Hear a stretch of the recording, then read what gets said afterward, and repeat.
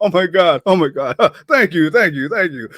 Ladies and gentlemen, thank you once again for tuning in to another episode of the GOW, the Generation Wrestling Podcast. As always, yours truly, the franchise, aka the showstopper, better known as the GOW's resident tribal chief. With me as always, I got my tag team partner, my brother, my family. He is the flyest in the room, Mr. 1, 2, 3. Pin that ass down, K Breezy, aka EC's resident Isaac Hayes, King Tuco. Bro, what's good?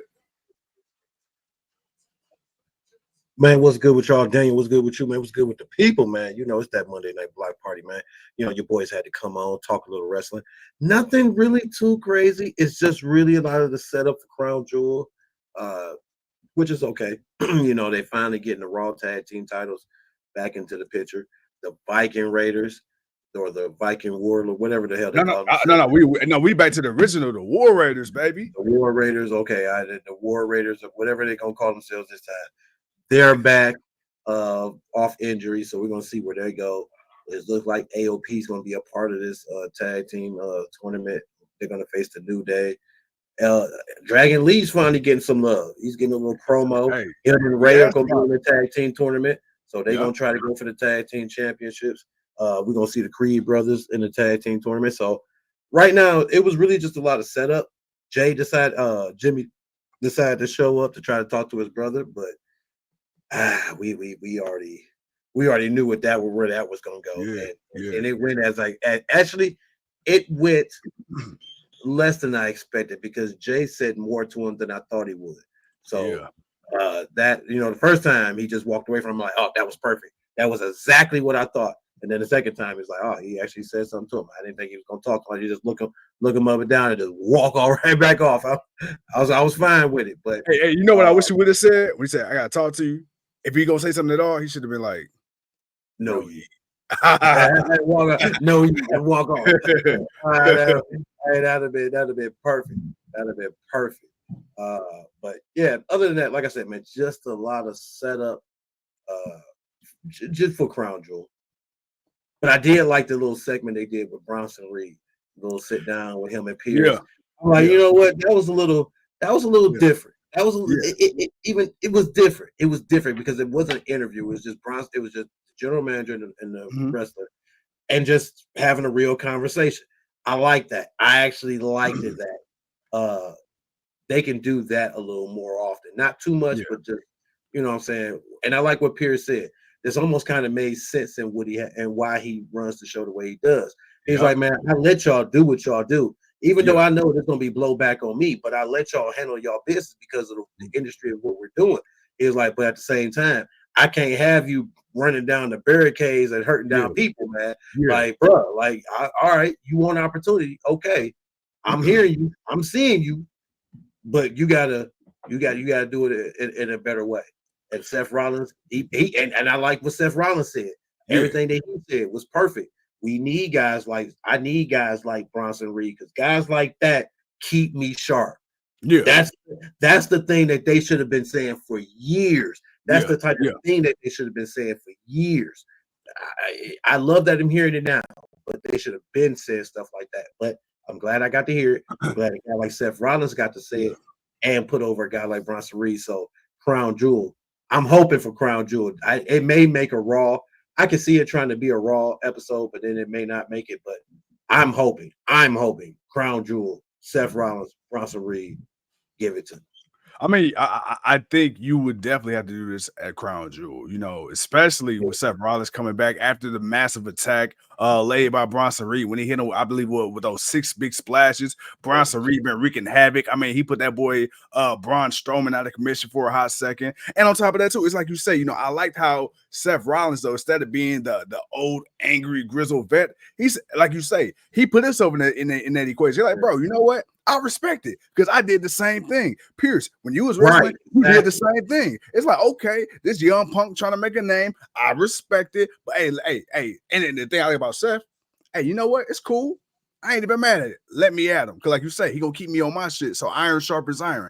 I like that. And then too, much like you, me and you, we thinking a lot alike tonight.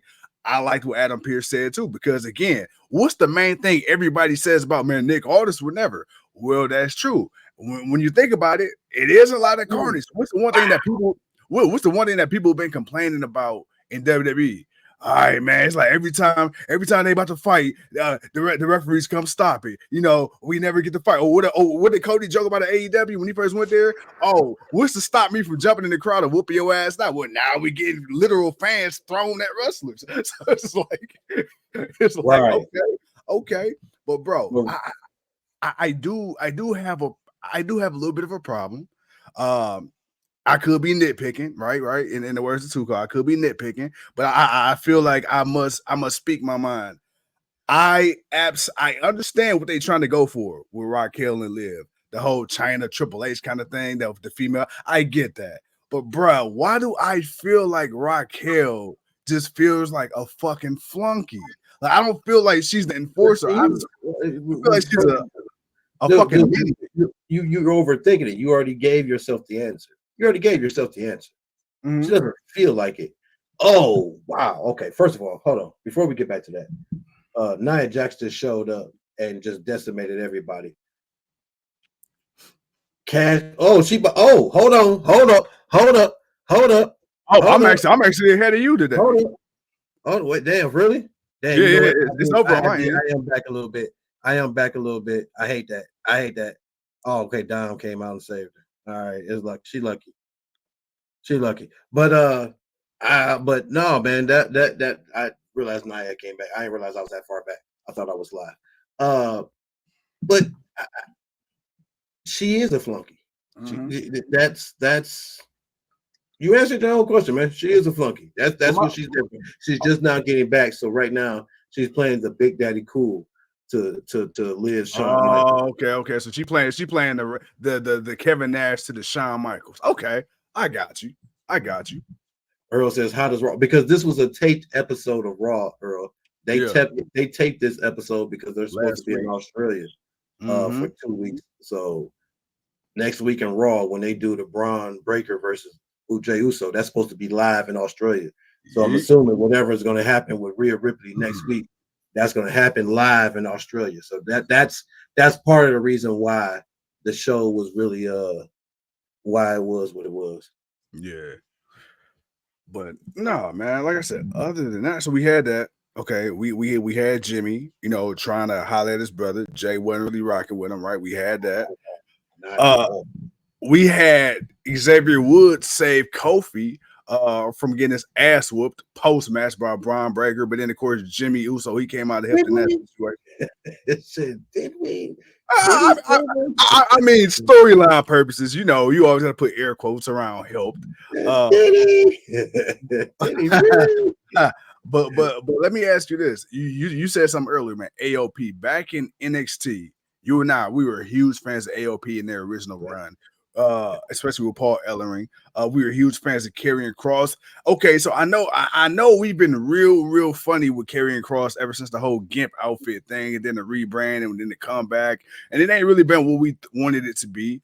But what do you think about Karrion Kross's attempt to try to legitimize his stable and his end game here? Because I feel like I see where it's trying to go, and I'm trying not to shit on it before it really gets started, because it started, dude. It's been long enough, and it hasn't gone anywhere. Shit. Okay, man. Okay. You called me out on it, man. I was trying to be polite. You and your diplomatic ass. Stop trying to be. Look at Cody Rhodes, okay? All right, all right. Cody Rhodes, okay? Look here, man. We don't calm yourself down with that. Hey, you try to say I'm a politician?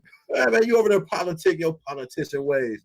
Look here, man. That's just what it is. It's starting to get up, bro. It ain't never got there. It's been hit the wall numerous times, like the fruition of other wrestlers, and that may actually come into something as far as, because I have a feeling that the YS6 is going to play a part in it with this group. So that may be the next thing for them and for the YS6 to do. It really is this Miz, you know, Karrion Kross thing, and you know, family thing with our, like, I don't know. Somehow that's going to become a thing. outside of that, that's it. It's gonna become a thing. Where is it gonna go? How big is it gonna be? What's the end game? I don't know, man. Question: AEW is the new WWE? No, not at all. Not at all. Not at all. But I do think that I don't think it's gonna go too far. They've had their run. It's not going nowhere. Earl says, man, too cold. The next time he goes on one of them tiger, what is it, tangaments, just mute his mic. Hey man, look, ain't nobody muting the franchise. No, we ain't gonna mute the franchise no more, man. I gotta let the man speak his piece. But see, here go the thing. Because see, when I'm too hard on the company, all of a sudden, franchise, he done lost his mind. He done gone Kanye. He done lost at the Solo Cup. A motherfucker trying to be diplomatic one time. All of a sudden, he calling me Al Gore and shit. Bruh, I mean, but it's fine when you're diplomatic on something that's worthy. You're trying to be diplomatic on carrying cross in the AOP. there's nothing diplomatic about it. That's the problem. There's nothing diplomatic about that, dude. Yes, it has not worked. Yes, it has hit the wall. Yes, it is about to run its course, and it just needs to. Hey, look, has he gotten better from the gimp suit? Yes. But that's as far as it goes. He's gotten better. He's finally gotten past that. But I mean, my man needs to be involved more. He needs to be more involved in the bigger picture of things that's going on, man. He's just backstage being a manipulator. Like, damn, you that miserable? Like, come on, man. He said, "Hey, you know what's funny? Hey, he really ain't doing shit for being a big ass hater, though. That's all he's doing. I mean, but that's really what he's doing. But he's not even being really good at it. I mean, but I can't say that. I can't say that because he got Xavier Woods. All right, let's go, Indian. Let's go, baby. Let's go. Get on base. Why was you?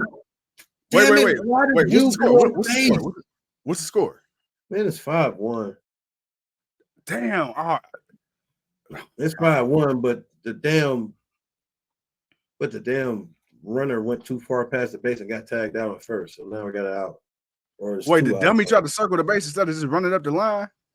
Yeah, no, it's one out. So instead of having runners on the corners, we only got runner on third. Of course we do. Because why wouldn't we? Yeah. I'm going to just jump on a limb and say AEW is way easier to enjoy watching than WWE is. For those who actually watch AEW. Yeah. And to be fair, AEW, they had their moment for like a year and a half where it was kind of okay. But it's gotten a lot better now. Hey, bro, question for you. Bryan Danielson, apparently from the jump, it was Jon Moxley who he wanted to dethrone him for the title. It's also been reported that Danielson felt he probably should have stopped wrestling even earlier. Apparently, when he fought Jay White and he landed on was it Jay White? No. What pay-per-view was it when they? Oh no, it was Ospreay. Excuse me, Ospreay. When Ospreay did the Tiger, I guess like even though they played on that, he really did fuck his neck up then in that match. So, I see. I knew his neck was already fucked up. I just thought it was part of the storyline. I didn't realize he was really fucked up in that match. That's why I was saying, like, dude, why are you trying to put on this rush of matches, man? Take this time. That's why I'm not gonna lie. That's why I was okay with Swerve beating him. Now, if it was his choice that he wanted Moxley to beat him, it's like, all right, I get it, but you weren't the champion at the time, and you should have been won the championship if that's the case. But the whole thing was you wanted to win a championship before you left. Okay, cool. Yeah. So I got that. I hate that he didn't get to face Darby Allin. Like I really wanted to see that. Like I wanted to see just that matchup, just to see Darby, because I know Bryan Danielson would have made Darby change his style. He would have made him wrestle more instead of being so reckless. Like Darby would have still did some reckless stuff, but I feel like Bryan Danielson would have made Darby be more ring sound, and it would have just gave him a different look. But he's going to get that with Moxley when he dethrones him, because right now at the end of that show, at the end of that pay-per-view, You know what I saw? I saw Orange Cassidy and Darby Allin getting ready to get the big push. I saw all right. It's time to bring up these two guys that's been making the most noise. Orange Cassidy's been winning the A International. Darby Allin got multiple TNT championships, tag team championships under his belt now. So like it's time for them to move up. So we're gonna see who's gonna be that one. But I feel it's truly gonna be Darby Allin. I'm glad me and you seen eye to eye on that because, but even before the pay-per-view, we said this. Orange Cassidy, he's been one of them ones even back in the Jericho, feud. Darby Allin, he's kind of been start-stop. But here's the thing, dude, we still got our guys, like Ricky Starks. We still got to get him together. Apparently, the guy that got let go from AEW Creative, I'm gonna put it allegedly because we haven't really heard anything verbally, but it's been said that he was actually one of the guys who didn't want to push Daniel Garcia and then see Daniel Garcia as a top guy, which is why Daniel Garcia kind of went through that phase where it was like, damn, is he going to WWE? Is he not? Dude, with that being said, I know Tony Khan, we said in the past that TK need to kind of take control of the reins and maybe run his own show instead of letting others get in his ear. When you hear shit like that about a guy like, Daniel Garcia not being viewed as a top guy and why, and it's not always TK's fault initially. What are your thoughts on TK, man? Having other people's. My thought is, people said TK need to get help, and then they got help, and then the guy that they brought in didn't see one of the guys that's been coming up as a bigger fixture in the company, which he's been earning that. So it's like, nah, that's like, all right, I kind of see why you kind of being let go. It's like, dude, he's one of those guys like Daniel Garcia, music comes on, it comes out, the people cheer for him. Hey man, the arms go up. People, you ever watch the people in the crowd, them arms go up. The hips get the swaying, okay? They get the swaying, them hips. All right, they feeling Daniel Garcia out there. I'm not understanding why he wasn't. And yeah, TK's gonna take most of the heat as he should because he's the owner. At the end of the day, you're the boss. You make the final decisions. But we've also said, TK, man, maybe you need to delegate some of that work. But we need people to see the shit that we see, and they need to be on board with it. And obviously, he wasn't. I mean, the learning tree stuff was cool, but that I feel like that was more of Jericho. It's always more of Jericho than it is anything, because we've been watching Jericho do this in AEW since he started. So wizard just got there, right? So it's like Jericho's been doing this. We ain't. We're not new to this. We're true to this. Jericho, you not. You getting some credit, but you ain't getting. Hold on. Hold on. Because you just did something. You just said something. Say that one more time. I got something for you. I got something. Watch this. What? Say what? We ain't new to this. We true to this. Oh, we ain't new to this. We true to this. Yeah, my boy dropping bombs. That's real, man. It's Jericho. But can Darby Allin change his reckless style and still be believable? Is my question. He can, because he can actually wrestle. Like we've seen him wrestle. We've seen Darby Allin wrestle. Darby Allin can actually wrestle. He's just reckless. His style is just reckless. That's just who he is. That's his thing. That's his MO. That's just his go-to. That's all. He can actually wrestle. That's why I was like, I wanted to see. That's why I wanted him to fight Danielson, because I'm like, on Grand Slam, like that'd be like, even if he lose, that'd be a great match for him, because that'll really show him in a different light. That's why I wanted it. I wanted that match because I knew it could show Darby Allin in a different light, but we just didn't get it. And the match with John Moxley wasn't bad, but it was like we knew the end result. So that's what kind of took it from us. It was like, we know, we see where they're going with it. Right now, man, we are down 3. We're down 3. We got the runners on the corners again, and we trying to mount this comeback. But they just brought in a relief pitcher. You said we're down 3. We got runners on the corners. How many outs? 1 still? 1 out still, yeah. But they brought in a relief pitcher though. They brought in a boy. What is it? This is the top of the 8th. Shit, yeah. Damn. Yeah, all right. Yeah. But Clive says AEW's Christine song called Judah has. Oh, of course, Judah's always get the biggest pop. I mean, because it was a hit song, and it's just catchy. It's just Yeah. Damn, he struck out. Damn, now it's 2 outs. Already? God damn it, man. Stop getting my hopes up. Man, dude, man, he's out here throwing low and dude swinging at the fucking ankles. Come on, Nah, he was Brennan. That's who was bad. Brennan was batting, but he literally was swinging at the damn ground. But yeah, no, man. Tonight's Raw was really, really just a setup, for Crown Jewel and everything else that's getting ready to go on. Obviously, Jimmy showing up was Jay, because Jay's gonna be that final piece to the bloodline that they're gonna need if he decides to do it. But we'll see. But yeah, that's pretty much what that is. Tomorrow is NXT. It's number one contendership. We won't be on for that tomorrow, but we will be on because we had Wrestle Dream. We had everything that happened at Wrestle Dream, so we got to talk about that for Wednesday for the block party. So, I ain't gonna be on Wednesday. Huh? I ain't gonna be on Wednesday. Why? I'm just playing. I'm about to say, like, man, I'm just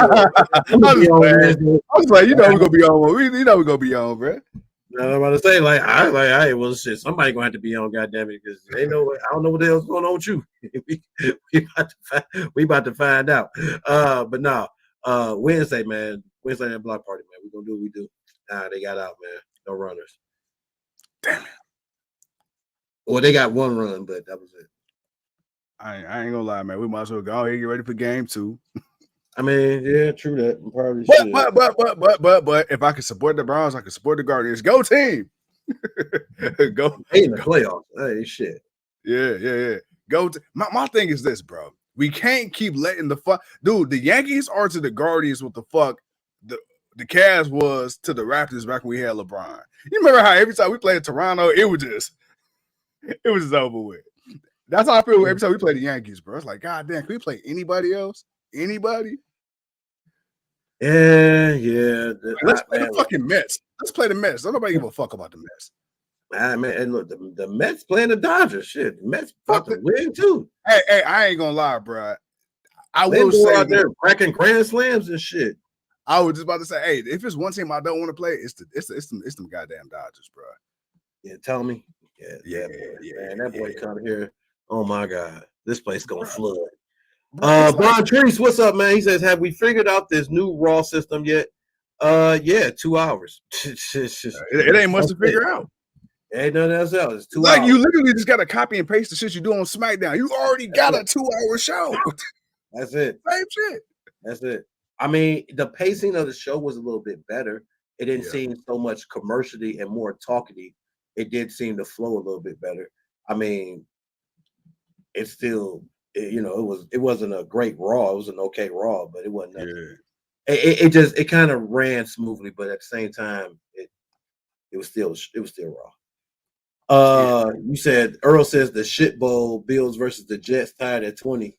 I mean, they are tied at 20, but I mean, I'm watching this bullshit too. No, God damn. I mean, look, the Bills need to win. But bro, Hamilton, like you said, man, tomorrow we are now. You know what? You and I actually, I gotta talk to you about something off the air. But what do you mean, I'm sorry. What do you mean by what are they trying to do? Like, I don't see them doing anything different right now. They're just gearing up for Netflix, so they just and they're transitioning the 3 hours from Raw to SmackDown because SmackDown is going to be moving to 3 hours. So that's the only thing that I think they're doing. They just went from 2 hours. Honestly, I think because they know football's coming on and they're not going to do too much, and whatever they're going to do on Netflix is going to change things. Hopefully, so we see the thing that's confusing me about the SmackDown thing is though, and we talked about it. They're not going to 3 hours permanently. It's only from January through June. So I don't know. Is that like a little trial period? Like, all right, if it do good, we're gonna keep it. But if not, see if people whether like the 3 hours or is to see if the 2 hours is better because USA needs to accept 2 hours is fine enough. Like you don't need a 3 hour wrestling show. Not every week. Especially when you're putting on a 3 hour pay-per-view. Now the only difference is now we're going to have to get used to the 3 hours before the pay-per-view instead of after. which I ain't gonna lie, that's gonna be. And then it'd be a 3-hour Raw. Now we're gonna get a 3-hour SmackDown, and then the 3-hour pay-per-view.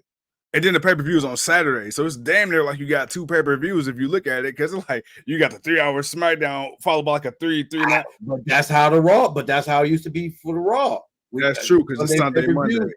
And then we got Raw on Monday. And it's like, so now, but you know, but Raw was the aftermath. That's the only thing. Raw is the aftermath of the pay-per-view. You setting us up for 3 hours before the pay-per-view. We ain't even got to it yet. So yeah. Oh my goodness, but bro, we ain't gonna keep the people too much longer. We coming back Wednesday for that Wednesday night block party. Friday for sure. Earl likes it, huh? Earl said he likes the 3 hours on a Friday. He said he thinks it's a good idea. Maybe because Raw didn't burn me out. See, SmackDown is a different format though. So maybe if they still don't do a whole bunch of talking on SmackDown, if it's just 3 hours of the same format, just an extra hour, I'm cool with that. Now, if that shit turn into Raw promo heavy, nah, please no. But again, what they say, man, we'll cross that bridge when we get there. Yeah, most definitely. Well, we will. We'll see what it do. But man, let's get on out of here. I'll say, man, let's send the people home. I know I usually do, but bro, man, god damn it, you got the cast hat on, you all grayed up, man. Come on, man. Hey, from the voice that get no voice to the people's choice, man. I'm asking you, do the honors. Man, look here, man. Ladies and gentlemen, I am here. It is me, your king. It is him, the hood chief, aka the engineer of the year. Man, it's your boys, man, kicking it on this Monday night, man. Look here, we gonna get out of here. And as always, man, we appreciate y'all, man, because you could have been anywhere else doing anything else, but you're here hanging out with us. And as always, man, we'll catch y'all Wednesday for the Wednesday night block party. Like I said, I'm the king. He's the chief. We'll see you when we see you.